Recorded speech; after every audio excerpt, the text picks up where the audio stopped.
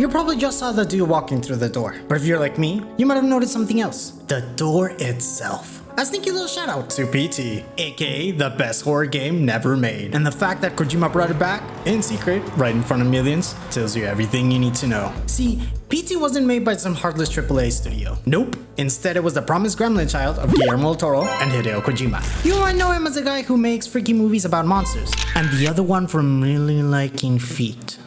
So naturally, the game is great. PT, known as Playable Teaser, or as I like to call it, probably traumatized, came rolling around on August 12th of 2014 under the name of a fake studio called 7780s, the same day Robert Williams passed away.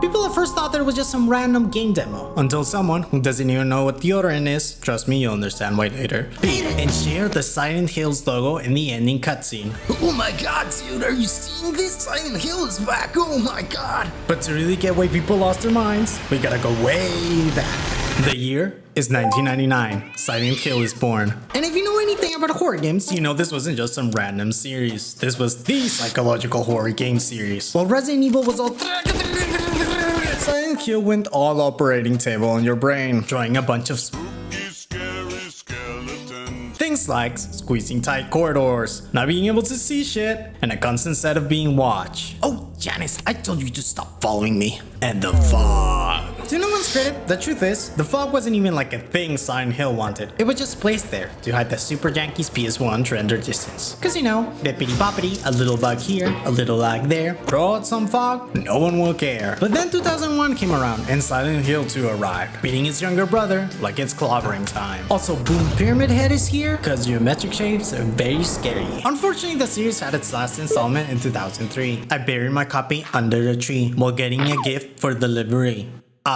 And after that, nothing.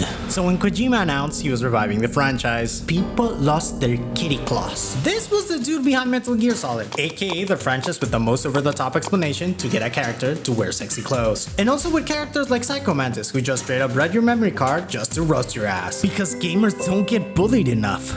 And to beat him, you have to unplug your controller and plug it into controller 2. Not in game, like with your actual real world meaty hands. How did it know my only weakness? Exercise. Because Hideo Kojima just likes messing with people, for some reason. So what happens when you give this man full control over a horror game? Surprisingly, PT. A looping hallway, incredibly creepy sounds, a ghost that stares at you through cracks in the wall. Every small piece of the puzzle put there to make you suffer, even in silence. I don't know what my man Kojima was smoking, but he better smoke it some more. Because as it turns out, it's not easy to recreate PT. What exactly did he do? Well, in short, the answer is design, not jump scares. Everything from the choice and props, the small shifts that occur, and the way the game teaches you its rules and then slowly breaks them. It's the feeling that the game is watching you. Oh, Janice, not again! You run into things like doors randomly shutting, Lisa watching you, and whatever this is. You see, I really like horror games, but I love PT.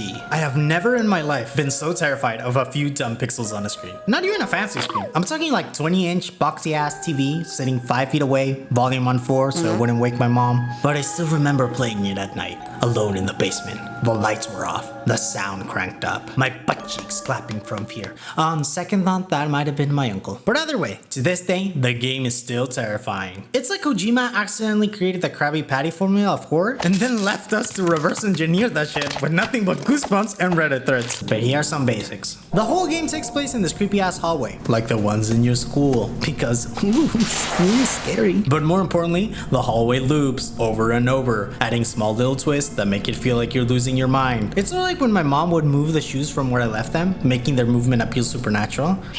That idiot will never know. My favorite small little twist is the ending, when you're supposed to speak into the mic to actually beat the game, because remember, someone beat this game first. And also, this is a PS4. I don't even think a lot of people had mics, so how the hell did this dude figure it out? By not wearing any deodorant for a very long time. And also, honorable mention was the creepy baby in the sink. Fetus deletus. There's also Lisa, the equivalent of that crazy ex that keys your car, stalks you, and is extremely weird. And also kinda batonkadonk if you know what I'm saying. Also, fun fact, a hacker found out she's literally always behind you. It's not like you feel you're being followed in the game. You're actually inches away from a monster the entire time. Talk about separation issues, am I right, girls? But that's just the tip of the iceberg. The game was littered with the house is haunted as hell sounds. So, sir, what would you have? Well, what do you recommend? Well, we have the whispers, the radio static, and the baby crying. Just like when my parents divorced. What? What? Anyway, but you won't get how big of a deal PT was until you see what horror games usually look like. First, you got the jump scare trash that rely on cheap tactics, loud noises, and boom, high owners. Then you got the slow burners, games like Subnautica, where every dive is just a heart attack waiting to happen. The lights slowly dim, a random tail or fin might show up in the corner of your eye, and then you have your stupid PDA saying stuff like, detecting multiple Leviathan class life forms in the region. To borrow a term from Stellar J, bless his lore-filled soul. These are the games that attack your senses, that use audio cues, mechanics, and tension to keep you on edge. In short, they attack. On Titan, why did they screw up the ending so bad? The real difference between these horror genres is that one builds tension, then releases it. That's what she said. The other just keeps building.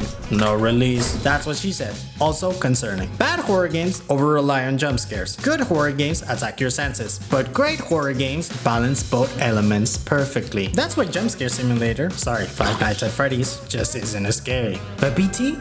It doesn't even let you breathe. It hits you with every phobia. Claustrophobia, phasmophobia, nyctophobia, intimophobia, and the phobia of falling in love and dying in a chilly parking slot alone. And if you add all of that up with the crazy sound design and environmental shit, I'd be surprised if I wasn't feeling weak in the knees. Oh wait. You're gay! He's gay! But the scariest bit of the game? The fact that it disappeared. Like my dad.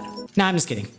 He's buying milk. You see, Konami canceled the project, pulled it from the store in April 2015, and even blocked re-downloads because they're fucking dicks. But at the time, gamers had already been snorting a lot of this stuff, which caused PS4s with PT installed to sell for over $1,000 on eBay. Remember, this was supposed to be a full Silent Hill game from Kojima, Guillermo Toro, and Norman Reedus' Dream Team. No, not you. But because of Konami's cutesy little dumbass, we got package delivery.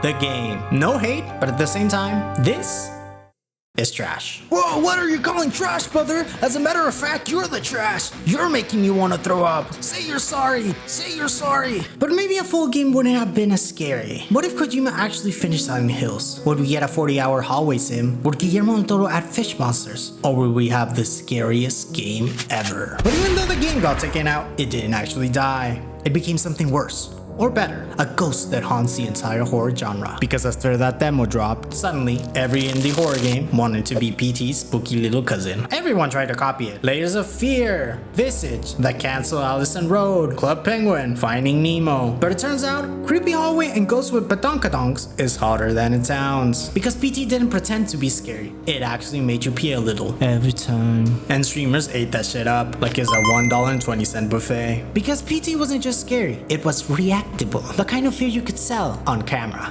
Suddenly, horror wasn't about jump scares or combat. It was about vibes. Very sad, very depressing vibes. People even tried remaking PT from scratch. Unreal Engine versions, VR ports, fan tributes, and even a freaking PT in Roblox. But Sony kept striking them down, like they were trying to leak nuclear codes. But to this day, there's still one remake, in itch.io. You can play for free. Take me later. And it wasn't just the indies. No sir. For the first time, Resident Evil went first person. Capcom doesn't like to say it, but we know. We know. So yeah, maybe we never got Silent Hills, but we got something else. A curse, a legend, a memory.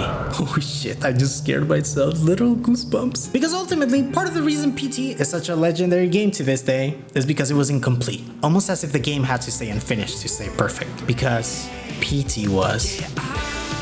And if you want to see more wacky videos, click the video above. And in case I don't see ya, good afternoon, good evening, and God does Death Stranding suck.